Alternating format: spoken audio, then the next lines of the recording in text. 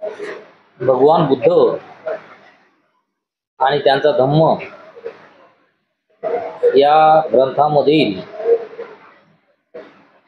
8व्या खंडामध्ये तिसरा भाग आज आपण या ठिकाणी बघणार आहोत। तिसऱ्या भागामध्ये भगवान बुद्धाची काही आवड नावड या संदर्भामध्ये या ठिकाणी सांगितलेलं आहे। यामध्ये सर्वात प्रथम भगवान बुद्धांना दारिद्र्य नापसंत होते। दारिद्र्य म्हणजे गरिबी हे नापसंत होती। एकदा भगवान बुद्ध श्रावस्तीमध्ये अनाथ पिंडकाच्या जेतवन आरामात राहत होते। त्यावेळी गृहपती अनाथ पिंडक त्यांच्या दर्शनासाठी आला व तथागतांना अभिवादन करून एकीकडे बसला। नंतर त्याने तथागतांना विचारले की मानवाने धनार्जन का करावे। एक वेळेस भगवान बुद्ध हे श्रावस्तीमध्ये अनाथ पिंडकाचं जे जेतवन राम होतं तर त्या ठिकाणी भगवान बुद्ध राहायला होते। त्यावेळेस त्या ठिकाणी असलेले गृहपती अनाथ पिंडक हे भगवान बुद्धाचं दर्शन घ्यावं या हेतूनं भगवान बुद्धाकडे आले आणि भगवान बुद्धाकडे येऊन त्या ठिकाणी भगवान बुद्धाला वंदन केलं। वंदन करून त्यांच्या समोर असलेल्या आसनावर बसले आणि बसून तथागताला हे अनाथ पिंडक एक प्रश्न विचारतोय की मानवाने धनार्जन का करावे, म्हणजे जे काही संपत्ती आहे तर ती संपत्ती आपण गोळा का करावी। तेव्हा भगवान बुद्ध म्हणतात तू विचारतोस म्हणून मी तुला सांगतो। ज्याने मेहनतीने धन मिळवले आहे, ज्याने हाताने कष्ट करून धन मिळवले आहे, ज्याने घाम गाळून धन मिळवलेले आहे, तसेच ज्याने न्यायमार्गाने धन कमावले असे आहे, अशा एखाद्या आर्य श्रावकाचे उदाहरण घेऊया। भगवान बुद्ध या ठिकाणी धन का जमवायला पाहिजे, धन का आपण मिळवायला पाहिजे या संदर्भासाठी या ठिकाणी भगवान बुद्ध म्हणतात की जे काही आर्य श्रावक होते तर त्या आर्य श्रावकांनी स्वतः मेहनत करून आपल्या हाताने कष्ट करून घाम गाळून ज्याप्रमाणे मेहनत करून समजा जे पैसे कमवले असतील, धन दौलत कमावलं असेल तर त्याचं उदाहरण घेऊया। आणि त्यांचं उदाहरण घेऊन भगवान बुद्ध सांगतात की ज्या धनामुळे तो स्वतः सुखी व आनंदी होतो आणि सुख व आनंद तो टिकावू शकतो, तो आपल्या माता-पितरांना सुखी व आनंदी करतो आणि तसे राखतो। त्याप्रमाणेच आपली पत्नी, मुले, दास व कामगार यांनाही धन प्राप्त करण्याचा हा पहिला हेतू आहे। म्हणजे व्यक्तीनं जे काही धन आहे आपण जमवतो ते धन का जमवायला पाहिजे आणि कसं जमवायला पाहिजे या संदर्भात सुद्धा सांगितलेलं आहे की स्वतःनं मेहनत करून कमवलं पाहिजे। म्हणजे असं आई तर कोणाचं घेतलेलं चालणार नाही, मेहनत करायची, घाम गळायचा आणि कष्टानं आणि न्याय मार्गानं, म्हणजे कोणत्याही प्रकारचं वेगळा मार्ग अनुभवून नाही, न्याय मार्गाने ते धन कमावलं पाहिजे। आणि असं धन आपण जे कमावतो तर हे धन जे काही आपले आई वडील असतील किंवा जे काही पत्नी असेल, पती असेल किंवा एकूणकाचे जे काही आपलं कुटुंब असेल या सर्वांचं जे काही जगणं आहे किंवा जे काही संसार सुखी करण्यासाठी हे धन जमवायला पाहिजे असं त्या ठिकाणी भगवान बुद्ध म्हणतात। अशा प्रकारे बंधन प्राप्त केल्यानंतर तो आपल्या स्नेहासोबत त्यांना सुख आणि आनंद देतो, तसेच सुखी आणि आनंदी राहतो। हा दुसरा हेतू आहे। मग या ठिकाणी भगवान बुद्धानं दुसरा हेतू असा सांगितला की आपण धन का जमवायला पाहिजे। तर धन यासाठी आपण जमवायला पाहिजे की या धनामुळं सर्व मित्र परिवार असेल, आपला परिवार असेल, हे सगळं सुखी झाला पाहिजे। म्हणजे कधी एखाद्या वेळेस समजा कोणती नाईलाजाने समजा एखादी कोणती बिमारी आली तर त्या बिमारीला लावण्यासाठी आपल्याकडे पैसा असला पाहिजे। परंतु भगवान बुद्धाचं हे सुद्धा म्हणणं होतं की आपल्याला किती कमवायला पाहिजे, जेवढं लागतं तेवढंच कमवायला पाहिजे, जास्त असं नको आहे। आणि एवढंच कमवा आणि ते बी कारण कमवण्याचं म्हणजे की तुम्हाला ऐन टायमाला समजा काही सुख आहे दुःख आहे त्यासाठी तुम्हाला काहीतरी बॅलन्स ठेवावं लागते, आपल्यापाशी काहीतरी जमा करून ठेवावं लागतं, म्हणून हे धन कमवा असं भगवान बुद्ध सांगतात. अशा प्रकारे धन प्राप्त केल्यानंतर अग्नी व पाणी, राजा तसेच चोर, शत्रू आणि वारस यापासून होणारी हानी तो टाळू शकतो, तो आपली मालमत्ता सुरक्षित ठेवू शकतो. हा तिसरा हेतू आहे. आता या ठिकाणी जे काही धन जमवण्यासाठी जे काही हेतू भगवान बुद्धाने सांगितले, तर त्यापैकी तिसरा हेतू असा भगवान बुद्ध सांगतात की जर असं काही समजा आपल्याकडे धन असेल थोडंफार, तर कोणतं एखादं संकट जर आपल्यावर आलं तर ते संकट आपण टाळू शकतो. त्याच्यानंतर जे काही अग्नी असेल, पाणी असेल, एखादा राजा असेल, राजाला टॅक्स भरावा लागते, कर भरावा लागते, एखादा चोर असते, ते चोर एखादा घेऊन जाते. त्याच्यानंतर जे काही एखादे शत्रू असतात किंवा आपले वारस असतात, तर या वारसापासून होणारी जे काही हानी असते तर ते टाळण्यासाठी सुद्धा थोडं धन आपण जमवलं पाहिजे. म्हणजे सगळ्यात विचार करून धन जमवलं पाहिजे. जास्त जर जमवलं तर चोराची भीती. ते एक गाणं होतं बघा पहिले, ते कोणाचं तरी, सोन्याचा देव त्याला चोराचा भेव, दगडाचा देव त्याला वडराचा भेव. अशा प्रकारे भीतीत सुद्धा तयार नाही व्हायला पाहिजे. आणि भीती न होता आपलं जीवन हे कल्याण मार्गाने आपण जगलं पाहिजे, या हिशोबाने आपण हे धन जमवलं पाहिजे. अशा प्रकारे धन प्राप्त केल्यानंतर तो कुलयज्ञ, आदिती यज्ञ, पितृयज्ञ, राजयज्ञ व देवयज्ञ असे पंचयज्ञ करू शकतो. हा धन प्राप्त करण्याचा चौथा हेतू आहे. त्यानंतर चौथा हेतू धन का कमवावं याचा भगवान बुद्धांनी या ठिकाणी हेतू सांगितला. तर चौथ्या हेतूमध्ये भगवान बुद्ध म्हणतात की जर आपल्यापाशी जर काही पैसे असतील तर ते पैसे असल्याच्या नंतर आपल्या कुळासंदर्भात काही कार्यक्रम असतील, यज्ञ असतील. आता पहिले यज्ञ म्हणत की आता यज्ञ राहिले नाही, पण काही ना काही समजा कुळाविषयी कार्यक्रम असतील, काही कोणीतरी 2-4 पाहुणे आपल्या इथे येणारे असतील, तर त्यांचं खाणं पिणं करावं लागते. त्याच्यानंतर काही पितृयज्ञ असतील, म्हणजे ते आई वडिलांची समजा काही ना काही समजा देखभाल करायची या हिशोबाने असेल, किंवा राजयज्ञ असेल, राजाची देखभाल करायची असेल, किंवा राजयज्ञ करायचं असेल. आपल्याला आता यज्ञ पहिले होते, आता नाही राहिले. आणि याप्रमाणे काही देवधर्म जरी असेल आणि अशा बाबतीत आपल्याला काही धन लागते, आणि त्यामुळे सुद्धा आपण काही ना काही धन कमावलं पाहिजे. अशा प्रकारे धन प्राप्त केल्यानंतर तो गृहपती उच्च हेतूचे, स्वर्गीय सुखाप्रत नेणारे, स्वर्गलोकाच्या दिशेस प्रवृत्त करणारे असे दान, अहंकार व आळस यापासून मुक्त असलेल्या सर्व गोष्टी धीराचे व विनम्रते सहन करणाऱ्या, स्वतंत्र, शांत आणि परिपूर्ण होण्याचा यत्न करणाऱ्या सर्व श्रमणांना आणि संतजनांना देतो. हा धन प्राप्त करण्याचा हेतू पाचवा हेतू आहे.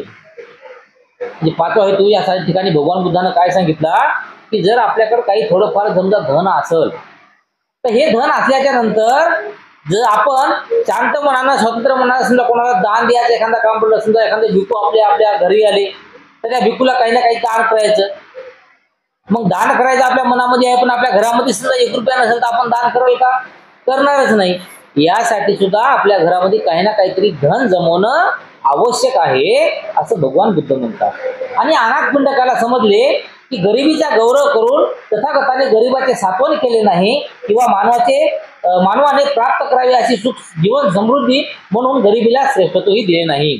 आणि यावरून एवढं जे या अनाथपिंडकाला भगवान बुद्धानं हेतू समजून सांगितले की धन का अर्जन करावं, धन का जमवावं, का कमवावं, तर यावर अनाथपिंडकाला समजलं की भगवान बुद्धाला आपल्याला काय सांगितलं आहे. आणि याबरोबर भगवंताला हे सुद्धा अनाथपिंडकाला हे सुद्धा समजलं की जसं भगवान बुद्धानं स्वतःसाठी नियम बनवले होते की पैसा वगैरे आपल्या जवळ ठेवायचा नाही, 3 चिवरपेक्षा जास्त चिवर आपल्यासोबत ठेवायचे नाही, तर त्यामुळं अनाथपिंडकाला वाटत होतं की ज्याप्रमाणे भगवंताने स्वतःसाठी नियम केले तर समाजासाठी सुद्धा असंच काहीतरी असेल. म्हणून अनाथपिंडकानं भगवान बुद्धाला विचारलं होतं. पण या सर्व सांगण्यावरून, सर्व हेतूवरून, भगवान बुद्धाच्या सांगण्यावरून अनाथपिंडकाला कळालं की भगवान बुद्ध जे आहे ते गरिबीला स्थान देत नाही. कोणी गरीब राहावं असं कोणी म्हणत नाही. त्यांना धन कमवायला पाहिजे, घाम गाळून मेहनत करून पैसे कमवायला पाहिजे. म्हणजे ज्याचा अर्थ भगवान बुद्ध जे काही श्रीमंती आहे या श्रीमंतीला श्रेष्ठत्व देतात असं त्या ठिकाणी अनाथ पिंडक म्हणते. त्यानंतर त्यांना संग्राहक वृत्ती नापसंत होती. आता या ठिकाणी जे काही न संग्राहक अशा प्रकारची जी काही वृत्ती असेल ती वृत्ती भगवान बुद्धाला कशा प्रकारे नापसंत होती हे सुद्धा या ठिकाणी दिलेलं आहे. भगवान बुद्ध एकदा कुरु देशात कमा सद्दम नगरीत राहत होते. सवीर आनंद त्यांच्याकडे आला आणि त्यांना अभिवादन करून एकीकडे बसला. तसे बसल्यावर तो म्हणाला, तथागताने शिकवलेला प्रतित्य समुत्पादाचा नियम अजब आहे, तो फार गहन आहे, तरी पण मला तो अगदी स्पष्ट समजला आहे. एक वेळेस भगवान बुद्ध हे कुरु देशामध्ये कम्मा सदम्म नावाचं जे काही एरिया आहे, नगरी आहे, त्या नगरीमध्ये भगवान बुद्ध राहायला होते.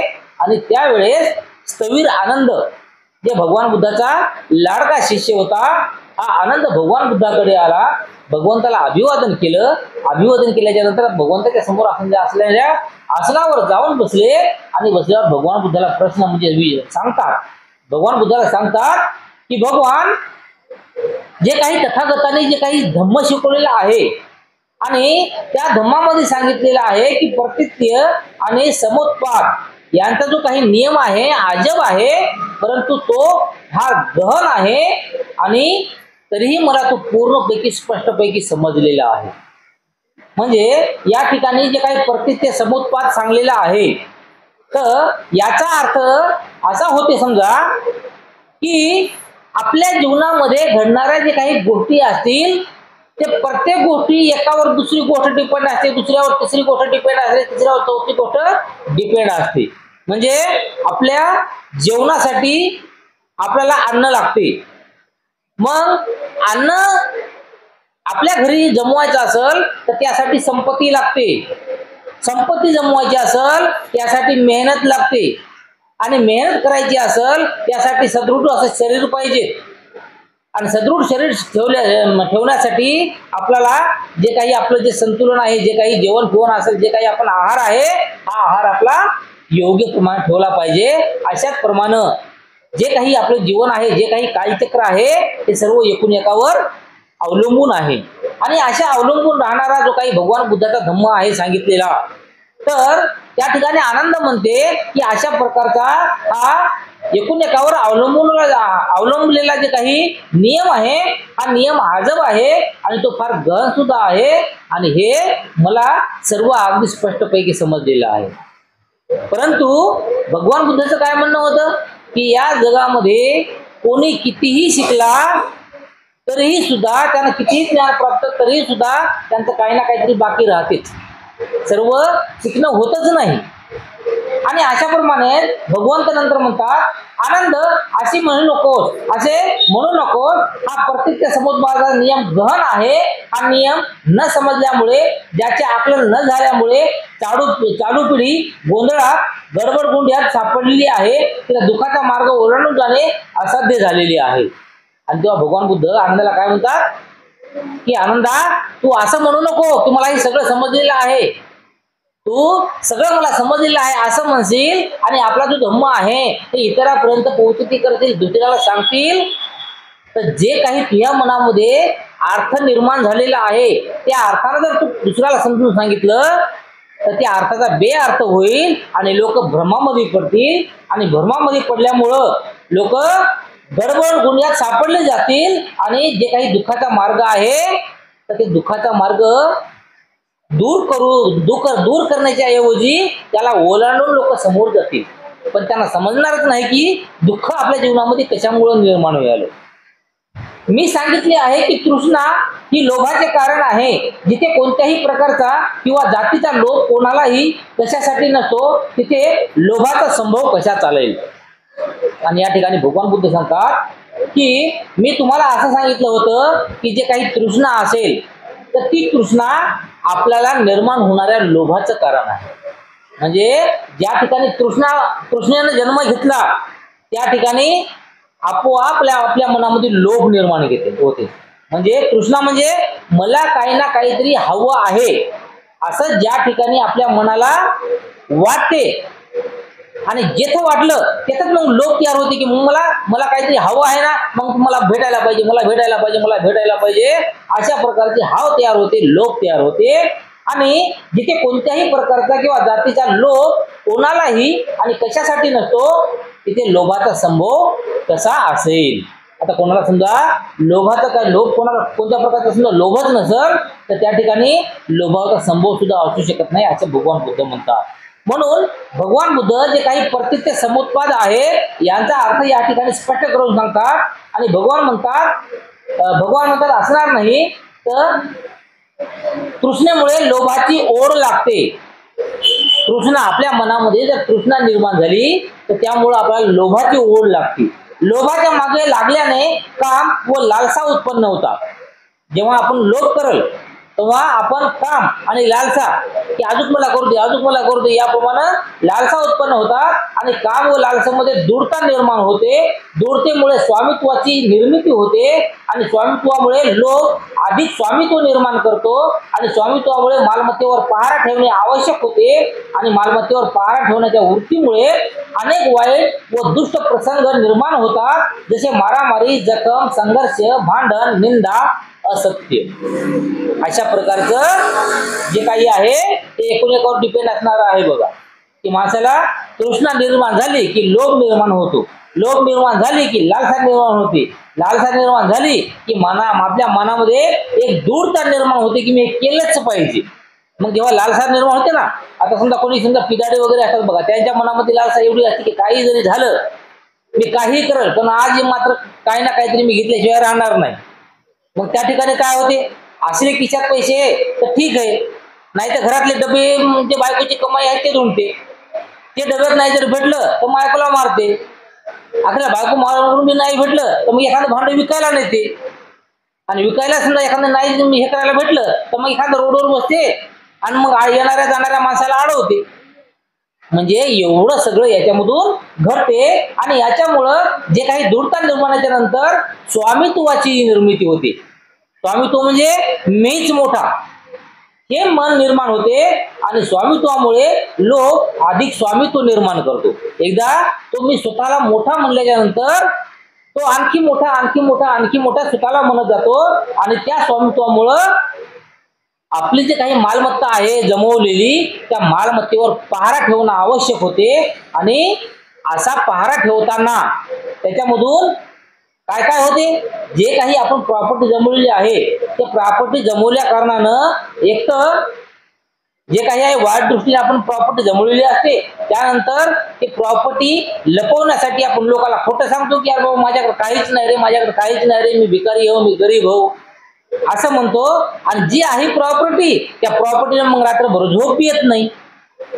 बाबा मी मला डोळा लागला तर एखादा चोर येईल, संपत्ती घेऊन जाईल, अशामुळे त्याला झोप येत नाही. आणि झोप नाही राहिली रात्रभर जागा राहतो. जागा राहिल्याच्या नंतर बिमार होतो. त्याच्यानंतर कोणी समजा एखादा दुसऱ्या कारणाने एखादा माणूस त्याचा आला त्याला काय वाटते, नाही चोरच आहे, मी संपत्ती चोरायला आला, मग मारामारी सुरू होते. अशातून भांडणं होतात, निंदा होतात, जे काही असंख्य कार्य होतात अशामधून. आणि असे या ठिकाणी भगवान बुद्धाने सांगितलेलं आहे. त्यानंतर भगवान बुद्ध म्हणतात आनंद ही प्रत्येक समुद्वादाची साखळी आहे. जर तृष्णाच नसली तर लोभ वाढेल का, आणि लोभाची ओढ नसेल तर विकार निर्माण होतील का, आणि विकार नसतील तर दूरता निर्माण होईल का, आणि दूरता नसेल तर स्वामित्वाचा लोभ निर्माण होईल का, आणि स्वामित्व नसेल तर अधिक स्वामित्वाची हाव सुद्धा निर्माण होईल का. म्हणजे ते एवढं जे सगळं घडलं ते फक्त लोभापासून घडलं. आणि मग जर आपण सुरुवातीचा लोभच नाही केला तर हे याच्यातलं एवढं कोणतं काहीच घडणार नाही. आणि त्यानंतर आनंद म्हणते नाही होणार भगवान, जर स्वामित्वाचा लोभ नसेल तर शांती नाही का टिकणार. भगवान टिकू शकेल. भगवान म्हणाले मी पृथ्वीच मानतो पण माझ्या मनात तिच्याबद्दल तृष्णा नाही. आता या ठिकाणी भगवान बुद्धानं एक उदाहरण सांगितलेलं आहे की माणसानं जीवनामध्ये कसं जगलं पाहिजे. तर या ठिकाणी भगवान बुद्ध म्हणतात की ही जी पृथ्वी आहे तर या पृथ्वीला फक्त मी एक नॉर्मल पृथ्वी आहे किंवा साधारण एक पृथ्वी आहे असंच मानतो. पण या पृथ्वीच्या बद्दल जे काही अलग अलग दृष्टिकोन तयार होतात, अलग अलग काही घटना तयार होतात किंवा त्यांच्याबद्दलचे काही तृष्णा आपल्या मनामध्ये तयार होते, अशा प्रकारची तृष्णा मी बाळगत नाही. ही फक्त एक धरती आहे, एक पृथ्वी आहे एवढंच मानायला पाहिजे. परंतु काही मानणारे लोक पृथ्वीला बघा वेगवेगळे घेतात. काही गाण्यामधून बघा पृथ्वीला वेगवेगळे नावं दिलेली आहेत. कोणी पृथ्वी सृष्टी चांगली आहे म्हणते, कोणी पृथ्वी चांगली, कोणी वाईट म्हणते, कोणी दुरून काहीतरी सृष्टी चांगली दिसते. अशा प्रकारे नाव मोठे ठेवतात आणि जेव्हा नाव मोठे ठेवतात त्या ठिकाणी कुठे ना कुठेतरी दुःख आपल्यासोबत येणार आहे. त्यामुळे भगवान बुद्ध म्हणतात की कोणतीही एखादी गोष्ट आहे त्या गोष्टीला नॉर्मलपणाने घ्यायचं, साध्यापणाने घ्यायचं की बाबा आहे पैसे आहे, आपण पैसे कमवायलो, परंतु पैसे पैसे पैसे पैसे नाही करायचे. पैशाचं एक साधा हे आहे की आपलं जीवन जगण्यासाठी आपल्याला 2 टायमाचे जे जेवण लागते ते 2 टायमाचे जेवण जगण्यासाठी जे काही आपल्याला 200, 100, 200 रुपये पाहिजे, म्हणजे एक व्यावहारिक दृष्टिकोन किंवा त्याला चलन म्हणतात. फक्त व्यवहारासाठी. पहिल्या काळामध्ये पैसे पहिल्या काळामध्ये होते का? पहिल्या काळामध्ये काय होतं? माझ्या शेतामध्ये झाली ज्वारी आणि तुझ्या शेतामध्ये झाली गहू, मग तू एक पोतं गहू मला दे आणि मी एक पोतं ज्वारी तुला देतो. आणि एवढे नाही तर पुन्हा व्यवहारामध्ये मग काही ना काहीतरी कोणी कोणाकोणाला गहू पाहिजे नव्हती, ज्वारी पाहिजे नव्हती, कोणी धान्य पाहिजे नव्हते, एका जणाला पाहिजे होते, दुसऱ्याला नाही पाहिजे होते. मग अशामध्ये एक मोबदला म्हणून त्या कवड्या बघा, कवड्या हे करत गेले की बाबा हे 2 कवड्या तुझ्याकडे ठेव आणि त्या 2 कवड्याची मला एक पोतं गहू दे. पैसे होते का तेव्हा? तर पैसे हे फक्त एका व्यवहारासाठी बनवले की आपला व्यवहार कसा व्हावा. कारण तर आज गव्हाचा रेट वेगळा आहे आणि ज्वारीचा रेट वेगळा आहे. मग ज्वारीचा रेट जर वेगळा असला तर मग आपण त्याला एक पोतं गहू द्यावा, त्याच्याकडून एक पोतं ज्वारी घ्यावा, मग पैशात तर खालीवरी होते.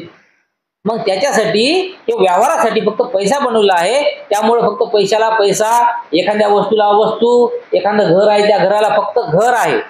एक किरायाचं घर म्हणलं, आपण बांधलेलं असते पण एक किरायाचं घर आहे.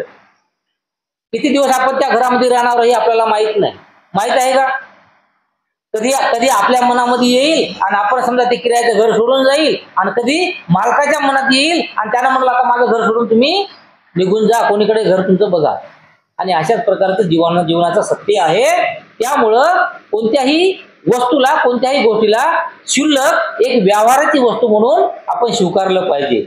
म्हणून मी सांगतो सर्व तृष्णा समूळ निपटून त्यांची लालसा व भरून उलट त्यांचा त्याग, नाश व परित्याग करूनच मी बुद्धत्व प्राप्त केलेलं आहे.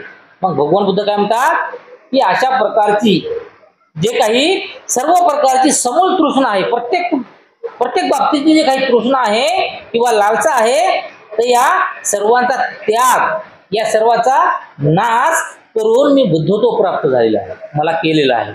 समजा मी एक जरी तृष्णा जवळ ठेवली असती, एखादी तरी समजा कोणती तरी जे काही तृष्णा असेल, लोभ असेल, काही हवा असेल, हे जर मनामध्ये ठेवली असते भगवान बुद्धानं, तर भगवान बुद्धाला बुद्धत्व प्राप्त झालं असतं का?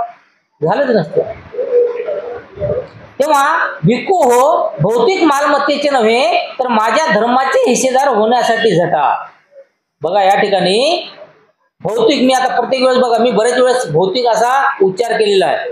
तर भौतिक म्हणजे याचा अर्थ असा आहे की जे काही संपत्ती असेल, जे काही वस्तू असतील, हे फक्त आपल्याला या जीवनामध्ये राहण्यासाठी काही व्यावहारिक दृष्टिकोनातून बनवल्याची वस्तू आहे.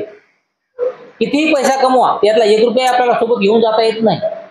ना येता येता आपण काही तिकडून घेऊन आलो नाही, तिकडूनही घेऊन आलो नाही आणि इकडूनही आपण घेऊन जाणार नाही. म्हणजे याचा सरळ अर्थ आहे की या जीवनामध्ये जीवन जगत असताना व्यवहार करण्यासाठी एक बनवलेली वस्तू म्हणजे पैसा. आणि अशाच प्रकारचे अलग अलग अलग जे काही वस्तू असतील त्याप्रमाणे, तर याप्रमाणे अशा वस्तूला भौतिक वस्तू असं भगवान बुद्धानं म्हटलेलं आहे. आणि अशा भौतिक मालमत्तेचं नव्हे तर तुम्ही कशाचे हिस्सेदार व्हायला पाहिजे? जे काही मी तुम्हाला धम्म देतो, जे काही धर्माचं मूळ मी तुम्हाला सांगतो, त्याचं तुम्ही हिस्सेदार व्हायला पाहिजे, त्यांचा तुम्ही संग्रह करायला पाहिजे, ते तुम्ही समजून घ्यायला पाहिजे, त्यांचे तुम्ही पालन करायला पाहिजे, असं भगवान बुद्ध सांगतात. अशा रीतीने भगवान बुद्धांनी स्थविर आनंदाला आणि अन्य भिक्खू वर्गाला संग्राहक वृत्तीचे दुष्परिणाम समजावून सांगलेले आहेत. अशाप्रमाणे म्हणजे कोणत्याही गोष्टीचं आपण जास्तीत जास्त संग्रह करतो. माणसाला 10 बाय 10चं घर बी बस होते जीवनभर राहायला मस्त लगी, पण तरी नाही मला 4 तळाची बिल्डिंग पाहिजे म्हणून. तर अशा प्रकारची जे काही हाव आहे किंवा भौतिक काही गरज आहे, तर अशा गरजेची तुम्ही लालसा न करता जे काही भगवान बुद्धानं सांगितलेला धम्म आहे, तर त्या धम्माचे हिस्सेदार व्हा, असं भगवान बुद्ध आनंदाला सुद्धा म्हणतात आणि सर्व भिक्खू वर्गाला सुद्धा म्हणतात. आणि यामधून जे काही संग्राहक पद्धतीची काही वृत्ती आहे, तर हे भगवान बुद्धाला मान्य नव्हती. म्हणजे एकापेक्षा जास्त कोणत्याही वस्तू आपल्यापाशी जमवणं हे भगवंताला मान्य नव्हतं. जेवढं आपल्याला या जीवनामध्ये व्यावहारिक दृष्टिकोनातून जेवढं लागते तेवढंच आपण आपल्या जवळ ठेवायला पाहिजे, तेवढं कमवायला पाहिजे, असं भगवान बुद्ध सांगतात. त्यानंतर त्यांची सौंदर्याची आवड, जे काही सौंदर्य आहे, रूप वगैरे समजा जे काही असं, तर यांच्या संदर्भामध्ये भगवान बुद्धाचं काय म्हणणं होतं हे सुद्धा या ठिकाणी सांगितलेलं आहे. भगवान बुद्धांना सौंदर्याची एवढी आवड होती की त्यांना सौंदर्य प्रिय बुद्ध असे म्हटले तर शोभून दिसेल. म्हणजे भगवंताला सौंदर्याची खूप आवड होती आणि भगवंताला सौंदर्याची आवड होती, म्हणूनच भगवान बुद्ध सुद्धा 32 लक्षणांनी युक्त होते. बघण्यास बार बार भगवान बुद्धाला बघावं असं वाटत गेलं प्रत्येकाला, बार बार भगवान बुद्धाला बोलावं असं वाटत गेलं, बार बार भगवान बुद्धाकडे बघावं असं वाटत गेलं, बार बार भगवान बुद्धाची जी काही वाणी आहे ती ऐकावीशी वाटत गेली लोकांना. म्हणजे एवढं सौंदर्य भगवान बुद्धाच्या जवळ होतं, म्हणून भगवान बुद्धाला सौंदर्य खूप आवडायचं. म्हणून कदाचित भगवान बुद्धाला सौंदर्य प्रिय बुद्ध असं म्हणलं तरीही चालेल. त्यांनी आपल्या अनुयायांना सांगितले होते सौंदर्याच्या सहवासात राहा. म्हणजे भगवान बुद्ध जे काही संसार त्याग किंवा गृह त्याग केल्याच्या नंतर जे जंगलामध्ये राहिले, जमलं असतं कदाचित त्याने गावाच्या बाजूलाच कुठंतरी एखादी झोपडी फुपडी असेल शेतामध्ये काहीतरी करून त्याने राहिले असते, परंतु राहिले का? नाही राहिले. बरं पूर्ण जीवनभर एका जागी राहिले असते, पण तरी नाही राहिले. याचं अंदाज असा होऊ शकते, याच्यावरून समजून येते की भगवान बुद्धाला जे काही सौंदर्य होतं त्या सौंदर्याचा सहवास खूप चांगला वाटत होता. आणि त्यामुळेच भगवान बुद्ध प्रत्येक वेळेस भगवान बुद्धाचा बघा आतापर्यंत पूर्ण आपण इतिहास बघितलेला आहे भगवान बुद्धाचा. भगवान बुद्ध कुठं कुठं राहिले, कोणतं वेळवण असेल, कोणतं शाल वृक्ष असेल, कोणतं आम्रवन असेल, म्हणजे ज्या ठिकाणी मनमोहक दृश्य आहे अशाच भगवान बुद्ध हे राहिलेले आहेत. आणि भगवान बुद्धासोबत सोबत जे काही भिक्खू संघ आहे त्या भिक्खू संघाला सुद्धा अशाच मनमोहक जे काही वन असतील किंवा जे काही जागा असतील, एरिया असतील, अशा एरियामध्येच त्यांनी ठेवलेलं आहे. आणि भिक्खूंना उपदेश करताना ते म्हणाले होते, म्हणजे भगवान बुद्ध म्हणाले की भिक्खू हो, अनुदित सधर्माचा उदय किंवा उदित अधर्माचा लोप करण्यात समर्थ ठरेल अशी सौंदर्याच्या सहवासा इतकी दुसरी कोणतीही गोष्ट नाही. म्हणजे भगवान बुद्ध म्हणतात की जे काही आपला सधर्माचा जे काही उदय करायचा असेल किंवा जे काही अधर्म असेल, तर ते अधर्म जर आपल्याला लोप पावायचा असेल तर तेव्हा जे काही सौंदर्याचा जो काही सहवास हे आपण केला पाहिजे. म्हणजे बघा तुम्ही एखाद्या वेळी की नाही आपल्या मनामध्ये कितीही राग जरी आलेला असेल आणि अशामध्ये एखाद्या वेळेस एखादं समजा असं खूप चांगलं दिसणार सौंदर्य आहे, झाडं झुडपं फुलानं भरलेलं हे ते असं चांगलं आहे आणि त्याच्यामध्ये गेल्या गेल्या बघा आपला पूर्ण राग शांत होऊन जाते. कोणी आपला राग शांत करत नाही, शांत होऊन जाते. आपल्या घरी समजा असताना 10 लोक त्याचा राग शांत करतील पण त्याचा राग शांत होत नाही, तिथे गेले की 5 मिनिटात त्याचा राग शांत होतो. तर हे कशामुळे होते? कारण तिथलं जे वातावरण आहे त्या वातावरणाला बघून होते.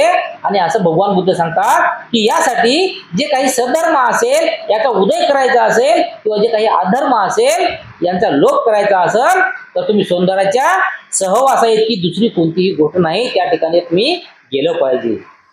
जो सौंदर्याचा स्नेह आहे त्यांच्या ठाई अनुदित सधर्माचा उदय होतो आणि उदित अधर्माचा लोप होतो. अधर्म आणि अधर्माची भक्ती लोप पावते.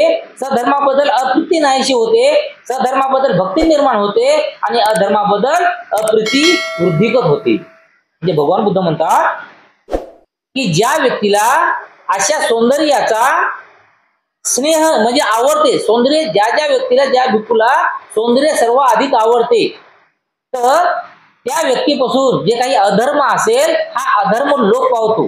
जो धर्म आहे तो धर्म तो अंगीकारतो आणि जे काही सद्धर्माबद्दल जे काही त्याच्या मनामध्ये भक्ती निर्माण होते आणि असद्धर्माबद्दल त्याच्या मनामध्ये अप्रीती निर्माण होते आणि अधर्माबद्दल अप्रीती वृद्धिगत होते. म्हणजे दिवसेंदिवस जे काही वाईट गोष्टी आपल्याला जे काही करण्याबद्दल आपलं जे मन वळल्या जाते ते दिवसेंदिवस आणखी त्यातून मन वळतच जाते आणि वाईट जे काही एखादी गोष्ट आहे ती आपल्या दूरदूरपर्यंत कुठं दिसत नाही. म्हणजे आपल्यापासून तर नाहीच होतेच होते पण आपल्या दूरदूरपर्यंत कुठं दिसत नाही. तर अशाप्रमाणे जे काही सौंदर्याचा स्नेह असलं तर होते. भिक्खू हो, अनुदित ज्ञानशाखा उदित न व्हावी म्हणून किंवा उदित ज्ञानशाखा पूर्णत्वास जाऊ नये म्हणून उपयुक्त ठरणारी बेशिस्त दृष्टीसारखी दुसरी समर्थ गोष्ट मला माहित नाही. भगवान बुद्ध म्हणतात की भिक्खू हो, अशा प्रकारची अनुदित प्रकारची जे काही ज्ञानशाखा असेल किंवा ते उदित न व्हावी म्हणून उदित जे काही ज्ञानशाखा असेल ते पुनर्वास नेण्यासाठी किंवा अशा प्रकारचे जे काही सृष्टी आहे या सृष्टी जी आहे हे सृष्टीचे जे काही सर्व जग आहे तर हे आपलं जे काही जीवन आहे तर हे जीवन एखादं सामर्थ्यशाली बनवते, कल्याणकारी बनवते असं या ठिकाणी सांगतात. भिक्खू हो, ज्याची दृष्टी बेशिस्त आहे त्यांच्या काही अनुदित ज्ञानशाखा उदित होत नाही आणि जरी उदित झाल्या तर त्यांची योग्य जोपासना न झाल्यामुळे पूर्णत्वास पोहोचत नाही. आणि अशाप्रमाणे एखाद्याची आपली बघण्याची दृष्टी जर हिसाबाची नसेल, हिसाबाची म्हणजे आपल्या बघण्यामधून काहीतरी वाईट कर्म निर्माण होतील अशा प्रकारची जर दृष्टी असेल आपली तर त्या ठिकाणी आपण काहीही चांगलं जरी बघितलं तर ते आपल्याला वाईटच दिसणार. आणि वाईट दिसणार पण चांगलं सुद्धा आपल्याला वाईटच दिसणार. प्रत्येक गोष्ट आपल्याला वाईटच दिसणार. त्यामुळे सर्व काही आपल्या दृष्टीवर निर्माण असते असं भगवान बुद्ध सांगतात. त्यानंतर भगवान बुद्ध म्हणतात भिक्खू हो, सगळ्या सोयऱ्याचा अभाव ही क्षुल्लक गोष्ट आहे परंतु विद्वतेचा अभाव ही मात्र फार हानिकारक गोष्ट आहे. म्हणजे भगवान बुद्ध सांगतात की एखाद्या वेळेस आपल्या घरी कोणती 4 सोयरे येत असतील तर हे सोयरे आपल्या इथं नाही आले तर चालतील.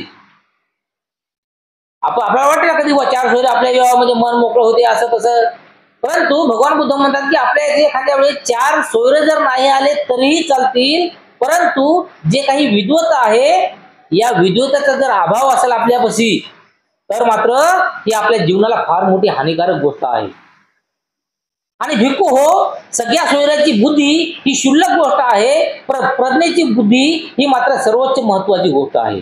आणि यानंतर भगवान बुद्ध हे सुद्धा सांगतात की जे काही 4 लोकांकडून आपल्याला काही कळते, चांगला असेल वाईट असेल जे काही आपल्याला कळते तर हे कळणं किंवा हे जे काही बुद्धी आहे तर ही क्षुल्लक गोष्टी आहे. परंतु जे काही प्रज्ञेची वृद्धी आहे ते प्रज्ञेची वृद्धी मात्र आपल्याला सर्वात महत्वाची ठरते. त्यामुळे प्रज्ञेची वृद्धी आपण करायला पाहिजे. भिक्खू हो, म्हणून तुम्ही अशी शिकवण अंगी बांधली पाहिजे. आम्ही प्रज्ञेचा विकास करू ती प्राप्त करण्यासाठी तुम्ही साधना केली पाहिजे. म्हणून भगवान बुद्ध म्हणतात की तुम्ही अशी एखादी म्हणजे अशा प्रकारे तुम्ही शिकवून अंगीकारली पाहिजे की फक्त आम्ही प्रज्ञेचा विकास करू. जे काही प्रज्ञा असेल तर त्या प्रज्ञेचा आम्ही विकास करू आणि ती प्राप्त करण्यासाठी प्रज्ञा प्राप्त करण्यासाठी आम्ही काही साधना करेल किंवा कोणतीही साधना करेल परंतु प्रज्ञा प्राप्त केल्याशिवाय राहणार नाही असं आपलं ध्येय असलं पाहिजे. त्यानंतर भगवान बुद्ध म्हणतात भिक्खू हो, धनवृद्धी ही क्षुल्लक महत्वाची गोष्ट आहे. सर्व वृद्धीमध्ये श्रेष्ठ म्हणजे प्रज्ञावृद्धी. म्हणून तुम्ही अशी वृद्धी बाळगली पाहिजे की आम्ही प्रज्ञेचा विकास करू ते प्राप्त करण्यासाठी तुम्ही साधना केली पाहिजे. भगवान बुद्ध म्हणतात की एखादं जे आपण आतापर्यंत जे काही धनाबद्दल सांगितलं होतं तर अशा प्रकारचं जे काही धन जमविण्याचं जे काही कारण असेल तर हे धन जमवणं म्हणजे क्षुल्लक गोष्ट आहे. परंतु याच्यापेक्षा महत्वाची गोष्ट आहे की आपण आपल्या जीवनामध्ये जे काही प्रज्ञा आहे ती प्रज्ञा जास्तीत जास्त जमवली पाहिजे. प्रज्ञा जास्तीत जास्त आपण कमावली पाहिजे किंवा वृद्धिगत केली पाहिजे असं भगवान बुद्ध म्हणतात. कीर्तीचा लोभ ही क्षुल्लक गोष्ट आहे पण प्रज्ञेचा लोभ हे खरोखरच दुःखद गोष्ट आहे. आता यानंतर जे काही आपली कीर्ती असेल म्हणजे 4 माणसामध्ये आपली जी कीर्ती असते की नाही तर ही कीर्ती असेल तर ही भगवान बुद्ध सांगतात ही क्षुल्लक गोष्ट आहे. परंतु जर जे काही प्रज्ञा असेल की प्रज्ञा मात्र आपल्यापासून लोप पावली तर मात्र हे सर्वात मोठी आपल्या जीवनामध्ये दुःखाची गोष्ट आहे. त्यामुळं प्रज्ञा हे कधीही लोप नाही पावली पाहिजे असे भगवान बुद्ध सांगतात.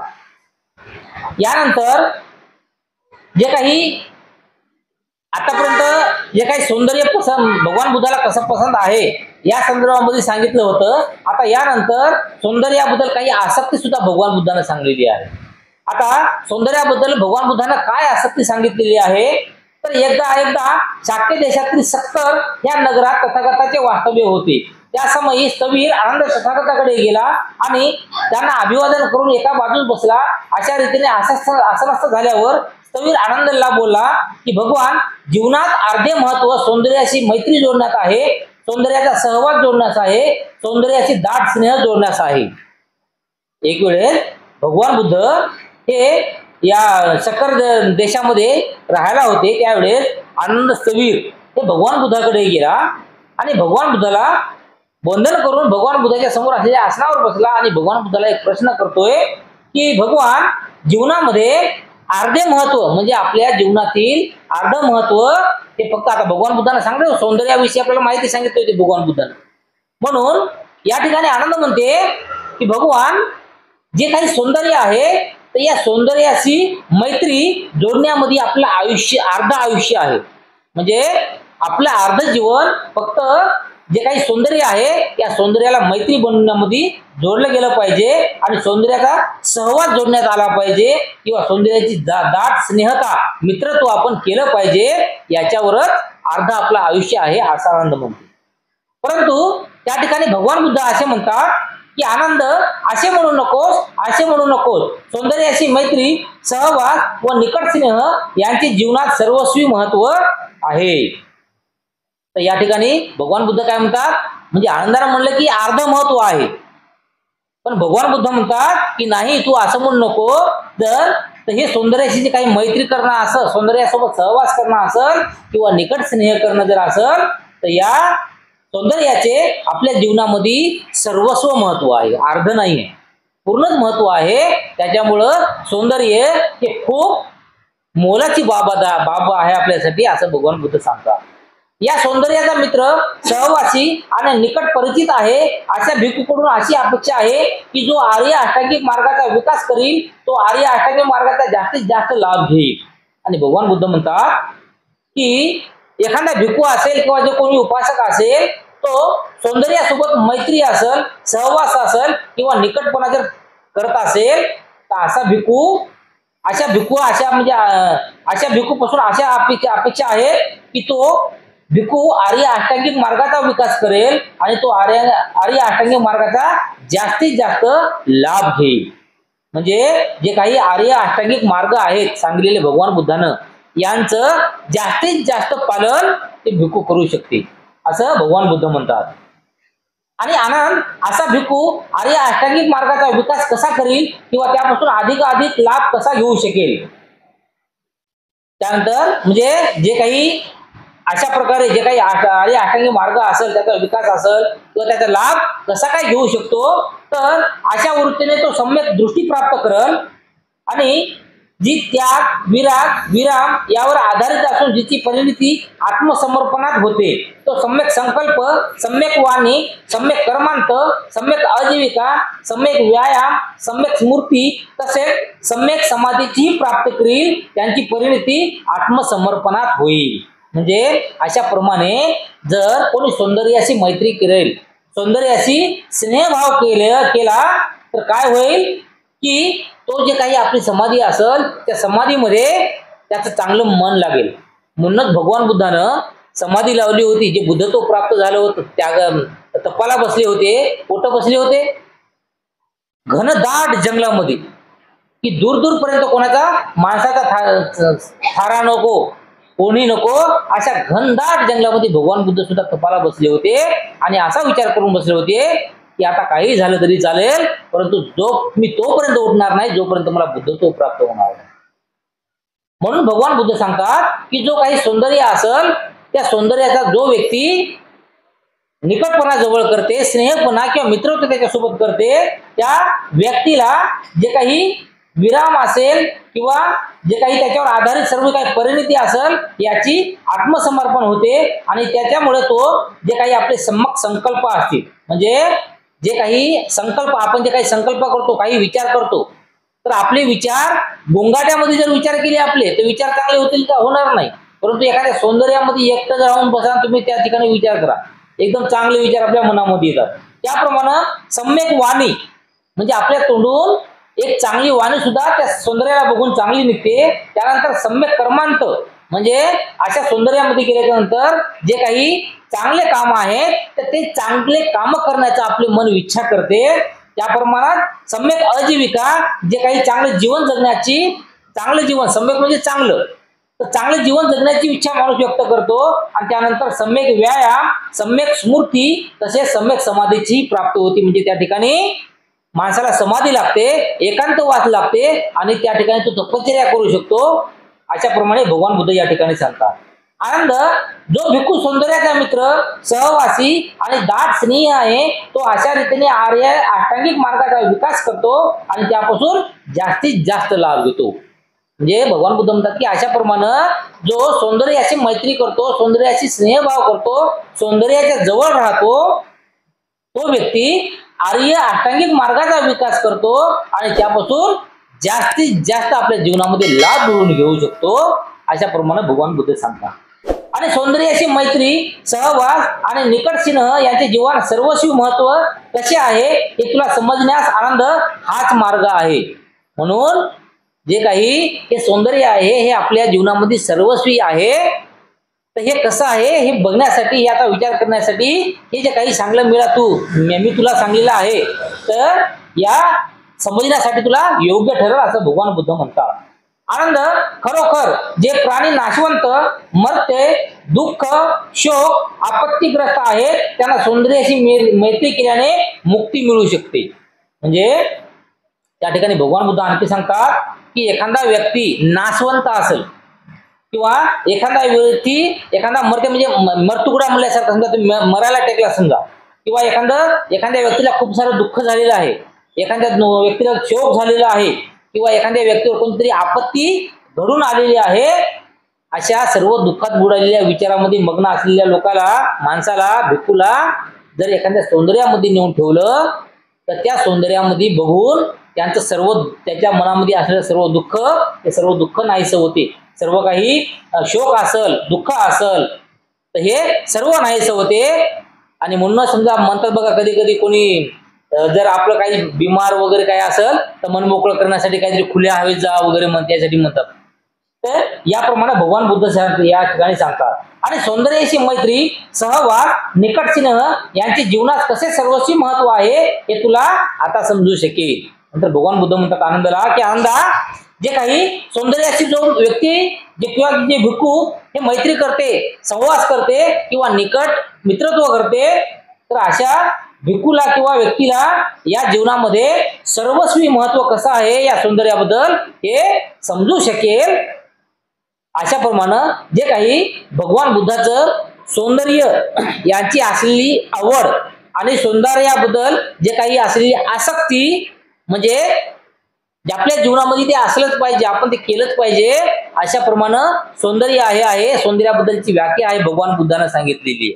म्हणूनच जीवनभर भगवान बुद्ध हे तेवढ्या मोठ्या जे काही महाल होते किती 3 ऋतूमध्ये अलग अलग प्रकारचे भगवान बुद्धासाठी महाल बांधले होते आणि त्याच्या व्यतिरिक्त अनेक महाल होते आणि त्या महालामध्ये जे नाही ते सर्व सुख सुविधा त्या ठिकाणी उपलब्ध होत्या पण तरी सुद्धा भगवान बुद्धानं गृहत्याग केला संसार त्याग केला आणि त्यानंतर एका जंगलात जाऊन राहिले दाट वस्तीमध्ये जाऊन राहिले आणि जेव्हा त्यांना ज्ञान प्राप्ती झाल्याच्या नंतर प्रत्येक त्यांचं राहण्याचं ठिकाण हे कोणतं ना कोणतं तरी असं चांगलं दिसणारं सौंदर्य हर्षक दिसणारं असं वन असेल किंवा तशी जागा असेल अशाच जागा भगवान बुद्धांनी निवडलेल्या आहेत म्हणून अशा प्रकारे जे काही भगवान बुद्ध यांनी जो काही आपला धम्म सांगितलेला आहे हा सर्व धम्म आपण समजून घेतलेला आहे आणि आज या ठिकाणी भगवान बुद्ध आणि त्यांचा जो धम्म आहे या धम्माचे सर्व 8 खंड हे आज या ठिकाणी आपण सर्व बघितलेले आहेत आणि आपण पूर्ण समजून घेतलेले आहे। त्यामुळं जे काही भगवान बुद्ध यांना आपण समजलो आहे, भगवान बुद्धाचा धम्म काय आहे ते सुद्धा समजलं आहे आणि भगवान बुद्धाचा संघाची कार्य, त्यांचे नियम हे सुद्धा आपण सर्व काही समजलेलं आहे। त्यामुळं जे काही भगवान बुद्ध आहे त्याचा धम्म आहे, तर हा धम्म अंगीकारल्यावर आपलं जीवन कसं कल्याणकारी होते। भगवान बुद्धाने सांगलेलं आहे की माझ्या शरीरामध्ये जे काही माझं शरीर आहे हे नाशवंत शरीर आहे, त्यामुळं माझ्या शरीरामध्ये काहीच नाही तुम्ही घेण्यासारखं, तुम्ही पाहण्यासारखं। तुम्ही माझा धम्म घेसाल म्हणजे तुम्ही माझं दर्शन घेतल्यासारखं आहे, असं भगवान बुद्ध म्हणतात। म्हणून भगवान बुद्ध हे काय आहे किंवा भगवान बुद्धाचा धम्म काय आहे हे आपल्याला समजलेलं आहे। त्यामुळं आपण आजपासून जे काही भगवान बुद्धाचा धम्म आहे त्या धम्माची अपेक्षित असल्याप्रमाणे आपण राहणार आहोत। धम्म काय हे समजून घेतलेलं आहे आपण, त्याप्रमाणे आपण वागणार आहोत। अशाप्रमाणे या ठिकाणी आज भगवान बुद्ध आणि त्यांचा धम्म हा जो बाबासाहेब आंबेडकर लिखित ग्रंथ आहे, या ग्रंथाची या ठिकाणी आपण साधना करणार आहोत आणि आज हा ग्रंथ वाचन या ठिकाणी सर्व संपलेलं आहे असे मी सर्व आपल्याला सांगतो आहे। तरी आपण या ठिकाणी आता सर्व ग्रंथामधून आपण या ठिकाणी थांबणार आहोत।